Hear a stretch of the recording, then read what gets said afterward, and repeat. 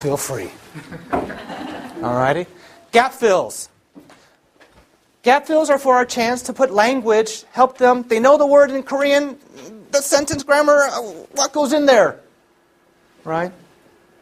Right? They don't have to make the whole sentence themselves. They're just putting the words that we want them to practice into the gap fill.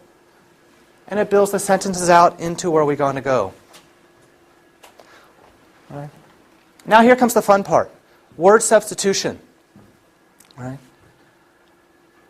Speaking is easier than writing. Right? We all learn to speak before we learn to write. You don't come out of the cradle and mom doesn't go, here's a pencil, go, apple. Right? Right? My daughter's 4 years old. She's starting to write her name, Q, right? But for 3.5 years, 3 years, I've been able to communicate with her very easily orally. Right? She's very verbal, the writing's coming. Why don't we do that with students? Right? What's an example of that? From the book. Cover the writing up. Give them just the picture. Get them to answer the simple questions. The who is it? What is it? Where is she? Why is she there? They'll give you the answers. Right? Teacher, I can't write that. Ask them the same question. Use your phone. Record the answer. Who is that? She is my sister. Okay? Next thing you do, you hit play. Now write what you hear. She is my... They're writing their own sentences because they've heard the answer. You're empowering them to do the right thing. They know how to do it. They just don't know they know how to do it. And here's another one. We're going to write again. They have all the words. All the words are on the line. We're just having them change the order. We're going to help them with that grammar we talked about. An activity in class you can do with it. This is in the book. If you do it too many times, it's dead boring. Right? Now, how do you take it out of the book and make it meaningful to them? Right? So let's, for example, the first couple answers, that's what the students created in their own notebook. Right? Very simple, very easy. Now we want them to add them that secondary language we talked about. Get rid of the original picture, use the same format, and give them some more. There's 9 words I want them to change. Only 9. And many of them are repeating. Instead of a boy, I have a girl. Instead of sitting on the bench, he's sitting on a chair. Instead of holding a cat, he's holding a football. Remember, I'm American, it's a football. All right? Now, they already have their own exemplar. You don't have to give them a new exemplar. They've created their own because they did their homework. Now look what you've done. You repeat what they need to do, they build their own confidence, and now they're writing on their own. Soon, you'll be able to take this out of the picture, give them a couple, and say, all right, remember what we did earlier? Now write your own sentence again. We're scaffolding it. We're giving them all the information. We take some of the information away. We take more of the information away, and finally they're doing it on their own. We're building ground up, giving them support along the way. Right? In context, right? The picture gave us our context. We gave it on a sunny day, a happy girl, a cat. We know what the context of our meeting, of our problem is. This is great for brainstorming. What we see here is an example of the teacher starting the class with, you notice that pattern? Right? Subject, verb, right? A basic English sentence. Right? So let's get some students to brainstorm. They brainstorm, they come up with all these great words that fit within the categories. We've already gone through the sentence writing, so you know what to expect. And we're going to get them to write their own sentences based on the words that they created. It's not book creation, it's student created. It's student-based learning. Sigh. I would never put sigh on the board. Right? But it's so popular now. Why not use it? Dance, sing, playground. Here's a student using this in real life. Right? We're going back to the writing skill. Writing does not have to be pencil on paper. Writing has to be organizing words in the right order so we can communicate. You get all the words that you want on a flashcard. You get them to work in single groups. You get them to work in pairs. They create their writing sentences. And when you're done, you say, great job. Okay, now for homework, I want you to do the same thing. Here's your word bank. They've already been given confidence because they've done it in class. They haven't had to stress out. No spelling mistakes. No penmanship mistakes, right? Boys, did you like writing? No. Boys have that monkey hand thing, right? Right? They don't, one boy, 3 girls, the boy goes, yeah. He doesn't let the girls see his writing skill. But here you're using flashcards to do the writing for you. At home, they write when they're comfortable. Okay, pop quiz. Who is this? Schoolhouse Rock. A wonderful resource.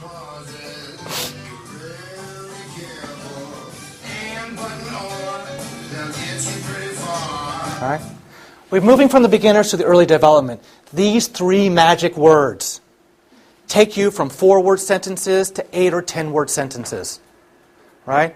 And don't be afraid to bring in outside resources. Just Google it. Schoolhouse Rock. Grammar rules.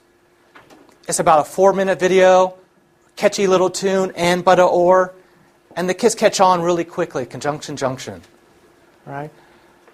Some of you work in a public school. Some of you may work in a hog one. Some of you may work privately doing tutoring.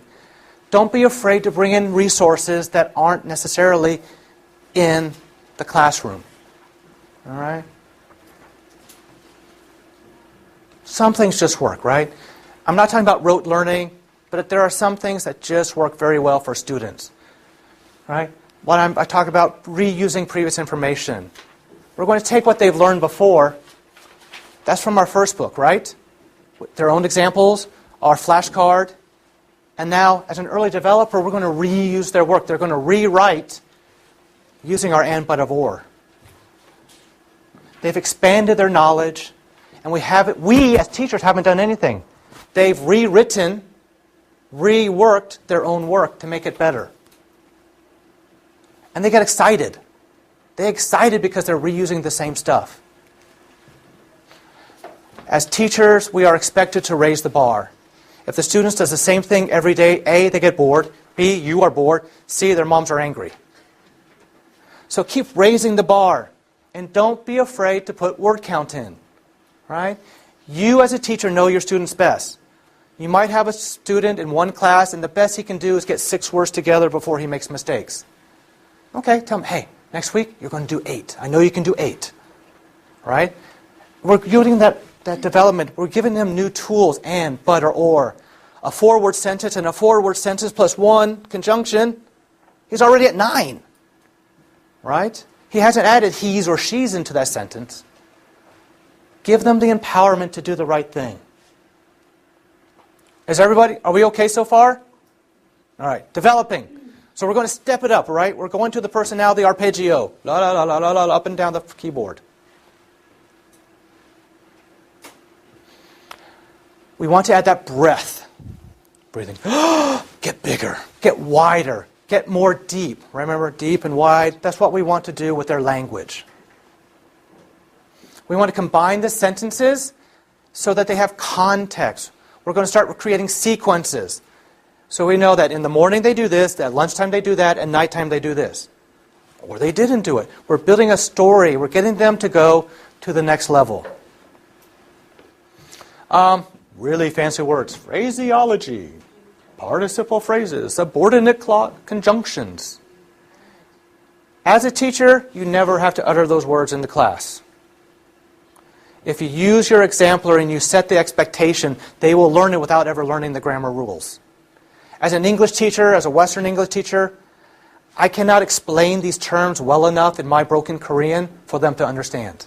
However, I can teach them the language and show them the right word, a right sentence that's acceptable or an incorrect sentence. And when they do get to a Korean teacher, they'll go, oh, I know this. David saying blah, blah, blah, blah, and they speak in Korean. Right? So don't worry about explaining these fancy words. Teach them how to use the language. And here's our great chance. Adverbs, adjectives, building the words, giving them more meaning, putting them in the right order. Right? Red Palgon pen. Red pen. Oh, the pen is red. Right? Right. We're talking about adding breadth of knowledge. How do you know what your students know on a first day? I hate tests. I hate giving my kids tests. But if I give them a green crayon, a yellow crayon, and a red crayon, in 30 seconds I can know what they know and what they don't know. Make a list of words that you're going to concentrate on this week or this month. Put it on the board. Put it down on a piece of paper. Get them a green light. I know this word. Yellow, maybe I know. Right? Red, voila. Right? And don't structure them on it. Let them to do the colors that they want. 30 days later, bring them the same words. Mix the words up, right?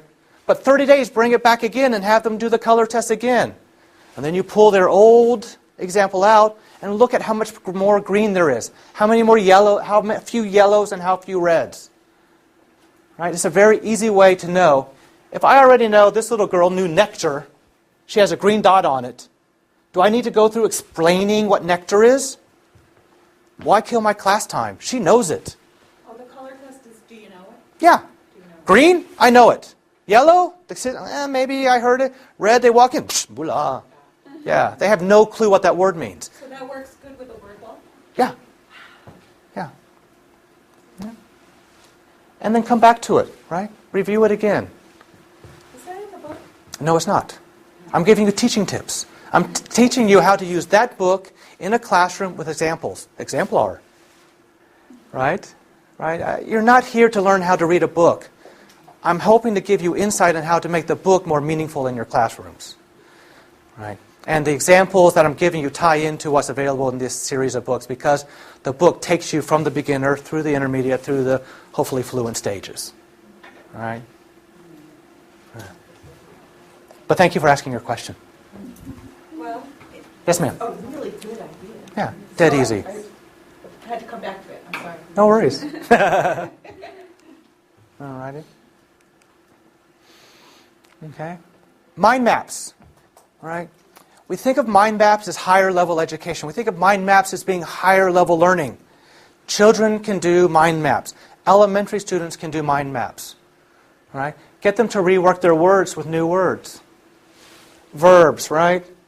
What do you know about this picture right now? It's raining, right?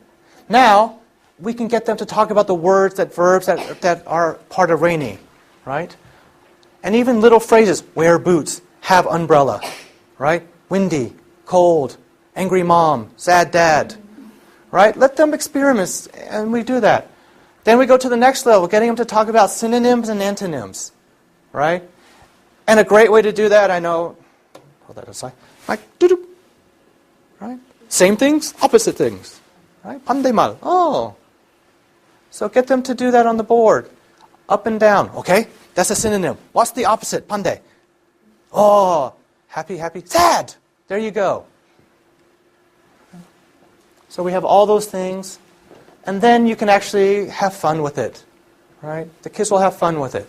Color-coded, positive green, red, antonym, opposite. Our keyword in the middle, get them to draw these little pictures, right? It's okay to have crayons in an English class, right? It doesn't have to be an art class, but it's okay to have crayons. It's okay to have markers. It's okay to use paper in an English class and not complete a full sentence because you'll use this the next day to write your sentence. Right? So they just add that to their little portfolio if you're keeping a portfolio. And you say, use that paper for Monday, we're going to use it today. They whip this thing out, I want you to write 3 negative sentences. And they write 3 negative for good. 3 positive sentences with good. And they're using the stuff they've already created.